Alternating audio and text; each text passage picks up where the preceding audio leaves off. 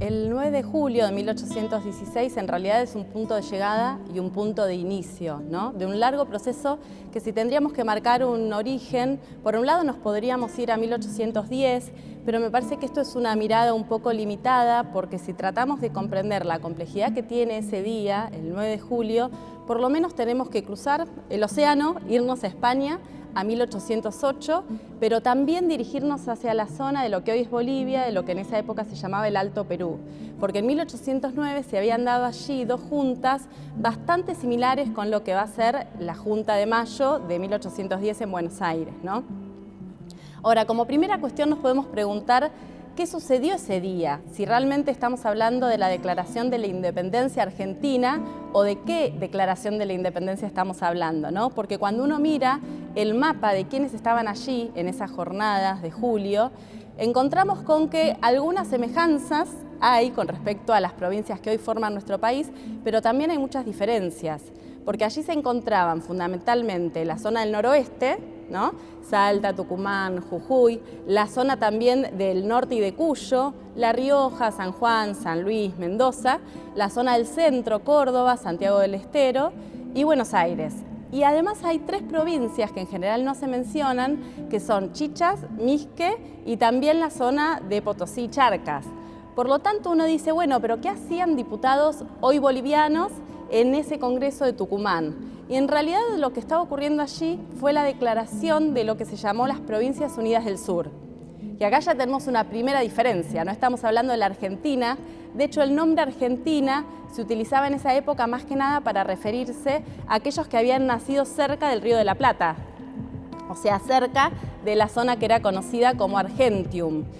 Esto es todo un dato, porque después, a lo largo del siglo XIX, el concepto que se utilizaba solo para la zona portuaria después va a ser utilizada para el conjunto del territorio, pero ya sería tema de otra charla. Entonces, en ese momento, estas Provincias Unidas del Sur que declaran su independencia, lo primero que podemos ver es la ausencia de dos grandes regiones. Por un lado, la zona del litoral, lo que hoy es Uruguay, era la banda oriental, lo que hoy es Santa Fe, Entre Ríos, Misiones y Corrientes, que toda esa región hacía un año ya era independiente. Por lo tanto, hablar de la independencia argentina, en realidad, si queremos ser más exactos, deberíamos explicar los dos procesos. El proceso de 1815, por un lado, liderado por Artigas, y el proceso de 1816, que es, bueno, el que hoy nos convoca. Además de esto, está la ausencia de los territorios, en ese momento todavía territorios libres, territorios que estaban en manos de los pueblos originarios, que desde el momento de la conquista habían resistido. Fíjense cómo acá los tiempos y las escalas comienzan a ser distintas, porque en realidad la zona de lo que hoy es la Patagonia, la zona de lo que hoy es la Pampa, de Río Salado hacia el sur, en realidad, que estamos hablando de la bahía de San Borondón, por lo tanto un fragmento muy chiquito de Buenos Aires, de ahí hacia el sur, son territorios que se gobernaban por las comunidades originarias.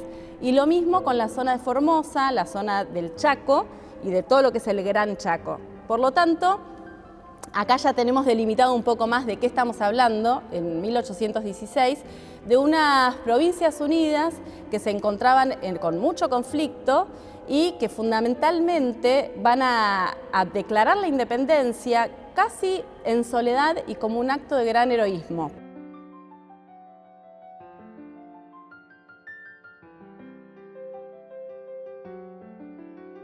Tucumán en ese momento era el escenario, podríamos decir que era el único escenario posible donde hacerlo al Congreso. En ese momento, todo lo que es el litoral, Corrientes, Entre Ríos, Santa Fe, había formado lo que se conoce como la Liga de los Pueblos Libres, que era una asociación de estos territorios que buscaban la lucha contra Buenos Aires, ¿no? Hay como una tendencia centralista que quiere concentrar el poder en Buenos Aires y otra tendencia que busca darle mayor predominio a las provincias. Bueno, la Liga de los Pueblos Libres formaba parte de esta segunda opción. Entonces la Liga de los Pueblos Libres, enfrentada contra Buenos Aires, decide incrementar las acciones militares que habían llegado en 1815 a su peor momento, ¿no?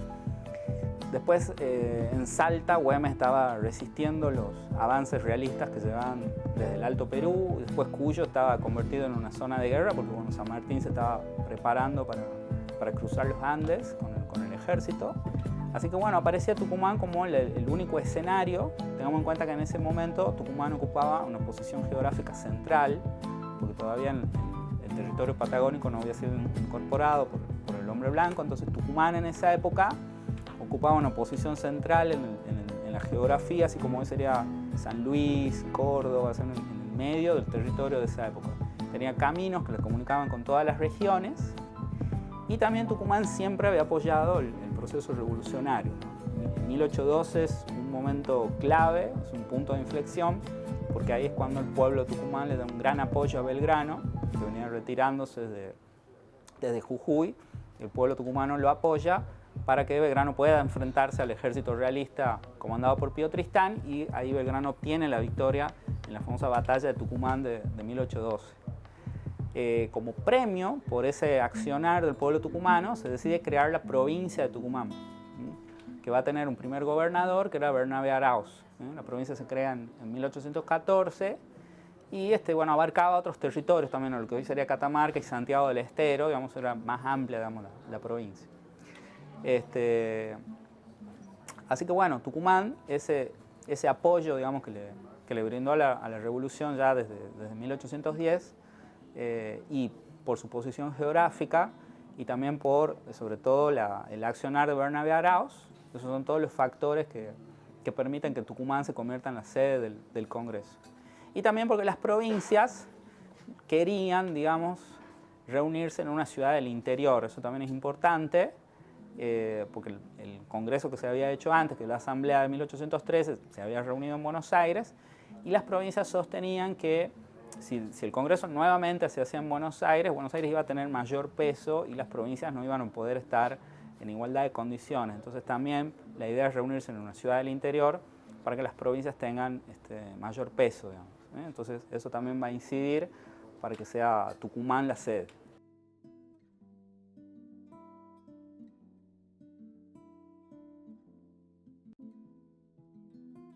En 1808, el ejército napoleónico había invadido España en contra de Fernando VII, lo había detenido, y el pueblo español se levanta en armas y reasume la soberanía.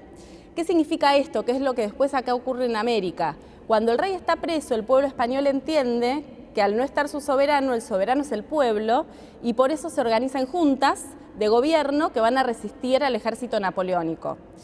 En América, cuando llega la noticia, ocurre lo mismo. Por eso es que la primera etapa de la revolución, más que ser una revolución separatista, no hay una declaración de la independencia inmediata, sino lo que se plantea es, hay que resistir a Francia, hay que combatir al sistema absolutista y tenemos que defender a este rey preso que además había prometido una política de reformas, hoy diríamos progresistas, ¿no?, de algunos tintes democratizantes dentro de la estructura obviamente de una monarquía. Por eso es que hay muchos símbolos en los primeros años que están totalmente relacionados con la Revolución Española, porque no es una revolución antihispánica en un primer momento, sino como entendemos, por ejemplo, que en la primera junta había dos españoles, Mateu y Larrea, o que la junta se declare en favor del rey preso, o que las monedas se sigan acuñando con la cara del rey, o que Belgrano tome los colores de la familia de los Borbones, el celeste y blanco, ¿no?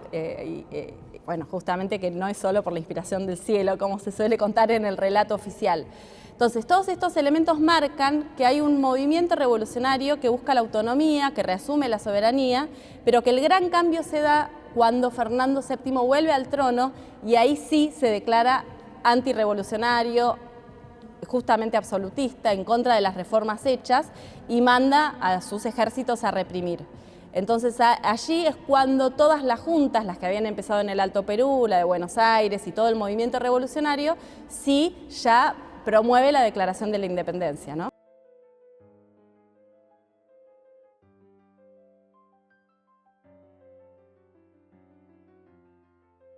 El 6 de julio de 1816 ocurre la sesión secreta.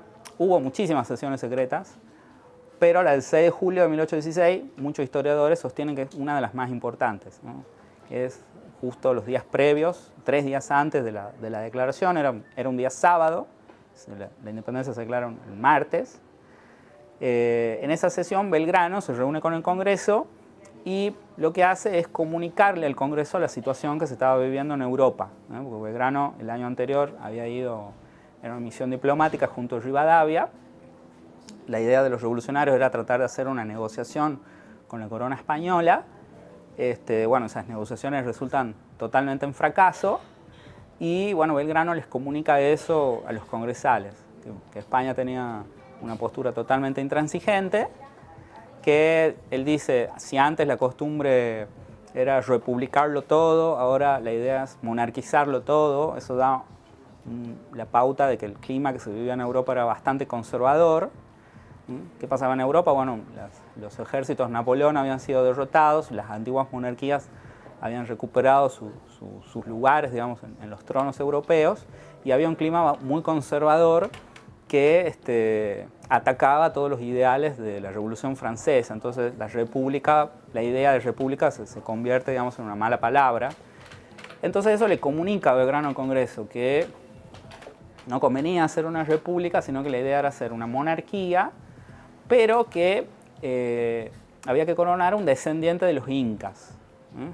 O sea, lo que propone Belgrano es retornar a la situación anterior a la llegada de los españoles, ¿no? Por eso esta idea de la monarquía incaica, con una posible sede no en Buenos Aires, sino en Cusco, proyecto del cual simpatizaban Güemes, San Martín. Había varios de los patriotas de esa época que simpatizaban con esta idea de la monarquía incaica, digamos. Que de hecho el Congreso, después de declarar la independencia, lo va a debatir a la idea de la monarquía inca, pero no termina logrando resolver esta cuestión de la forma de gobierno.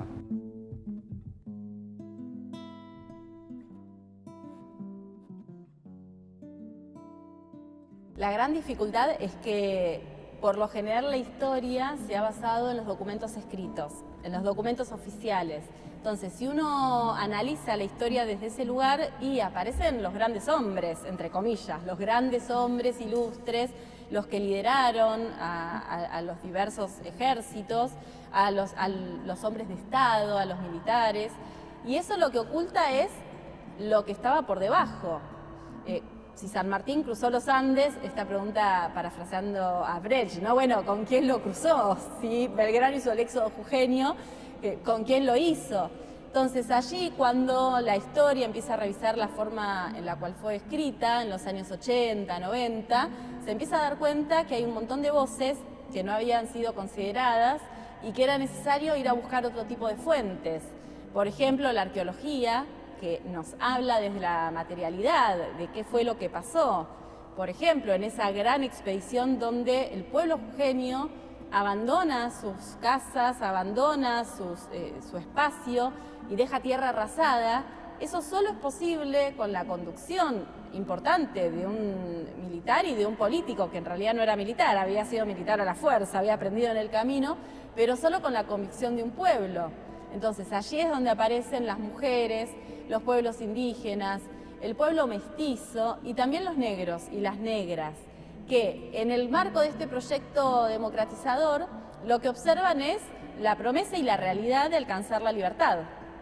1813, de manera muy avanzada para la época, la Asamblea del año 13 declara la libertad de vientres, pero además de esto, todo aquel soldado que luchara por la emancipación también iba a ser una persona liberta.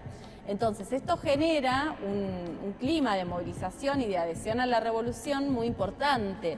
El mismo San Martín decía que los negros eran los soldados más valientes que él tenía. También los granaderos a caballo fueron guaraníes.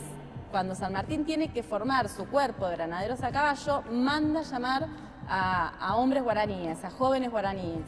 Entonces, todas estas cosas en su momento no fueron contadas, pero nos muestran que tanto los pueblos afroamericanos como los pueblos indígenas y las mujeres ocuparon un lugar central.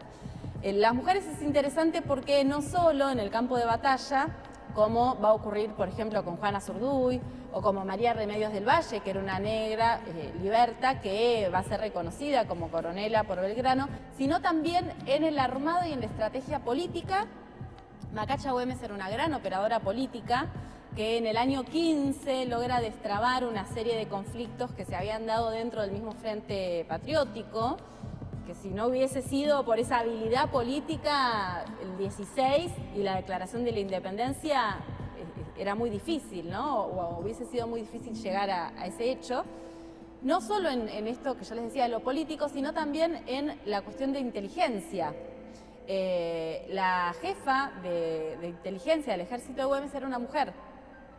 Entonces ahí uno puede ver cómo hay todo un entramado vinculado a un protagonismo que obviamente se desarrolla de acuerdo a las características de la época.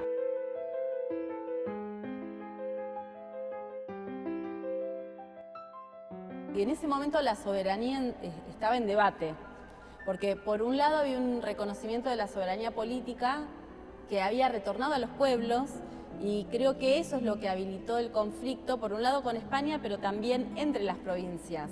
Porque si el soberano es el pueblo, aparece allí el debate de cuál es el vínculo entre los pueblos. Porque el pueblo americano era uno, pero a su vez estaba integrado por los pueblos de cada una de las ciudades y de las provincias. Entonces, en el terreno de la soberanía política había un amplio consenso dentro del Frente Democrático de reasumirla y ejercerla. La pregunta era cómo gestionarla. Y por el otro lado existía en algunos de los hombres y mujeres de estos grupos una noción del concepto de la soberanía que excedía lo político, la soberanía económica, la soberanía social, la igualdad social. Y esto también va marcando un mapa entre alguna minoría que quería solo una independencia y un cambio político, pero mantener la estructura social más o menos igual, y un grupo con una base social importante que quería y que pensaba en un concepto de soberanía mucho más amplio.